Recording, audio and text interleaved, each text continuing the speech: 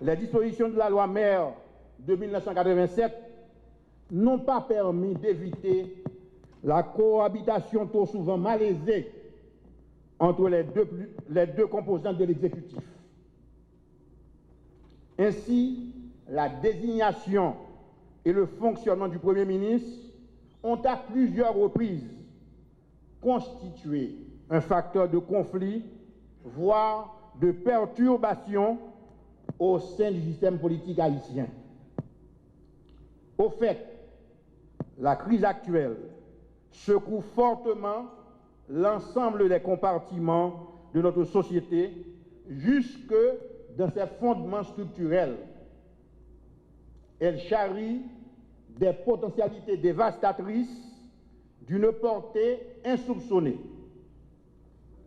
Il serait infiniment prétentieux de ma part d'affirmer que je détiens les clés, les solutions permettant de résoudre les nombreux et épineux problèmes auxquels se trouve en but notre pays commun. À mon avis, seule une mise en commun des efforts permettra de juguler les cuisantes expressions du malaise haïtien. Et face au tableau d'apocalypse qu'évoque la situation de notre pays, je suis de plus en plus conscient de l'importance cardinale de l'organisation dans toute démarche politique. Nonobstant leur importance intrinsèque, les utopies volontaristes et les rêves optimistes ne sauront en aucun cas se substituer à l'indispensable structuration de l'action politique. Au contraire, il me paraît indispensable que soit construit patiemment et judicieusement le large éventail d'instruments destinés aux multiples modalités et sollicitations inhérentes à l'affirmation politique. Il s'agit d'une démarche trop sérieuse, surtout dans un pays d'une inqualifiable complexité, pour être livré au jeu hasardeux de l'improvisation.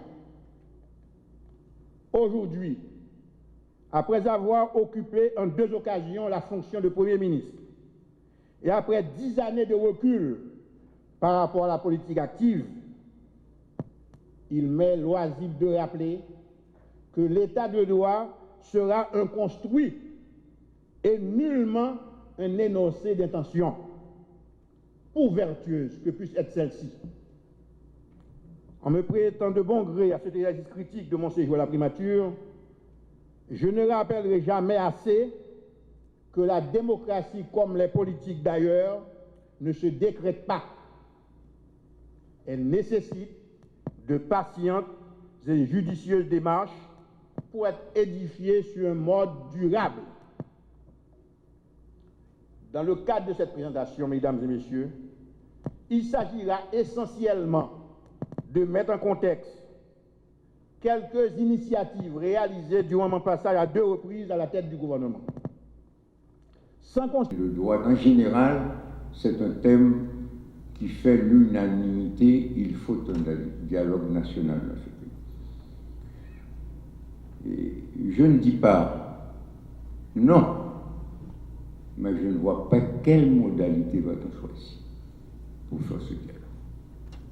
Et quelle modalité va-t-on choisir pour qu'il n'y a pas de secteur ou des organisations qui restent dehors dans ce dialogue et qui vont protester et qui vont, disons, même gâter ma mère.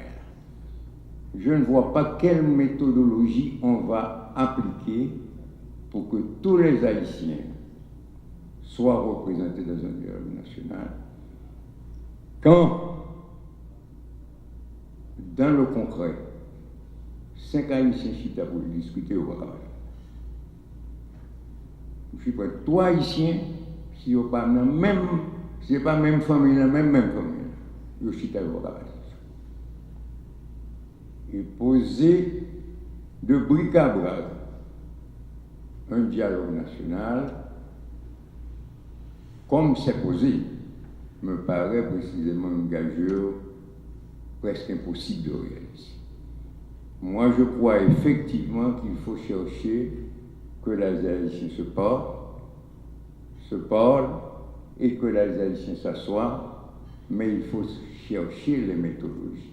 Et je crois que c'est palier par palier qu'il faut faire les choses. Petit à petit, même déconstruire ce que nous déconnons, et disons la culture que nous avons, pour commencer à prendre les choses précisément en consensus. Mais aujourd'hui, poser un problème de dialogue national, comme ça s'est posé précisément, je crois que c'est une gageure que moi, je ne me vois pas dedans. Pour finir, je ne vais pas rentrer dans ça pourrait être, mais je crois que ça ne donne pas pour beaucoup mes relations de Premier ministre avec le président, chose qui est très discutée maintenant dans le changement de constitution qu'on veut faire. Et le rôle d'éliminer le Premier ministre parce que c'est un accro, disons, au président et que ça empêche précisément le pays de fonctionner. Disons que c'est pas tellement ça. De toute façon, et c'est un point qui donnerait à discuter pour beaucoup, pas dans le cadre du temps que j'ai. Je crois, dans ce que j'ai vu, j'ai lu, j'ai entendu les derniers temps, qu'il y a des points positifs quand même sur la scène politique.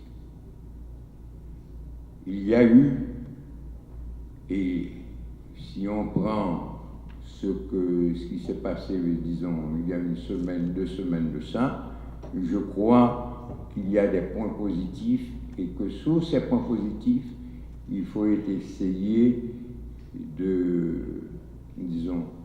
pousser le train.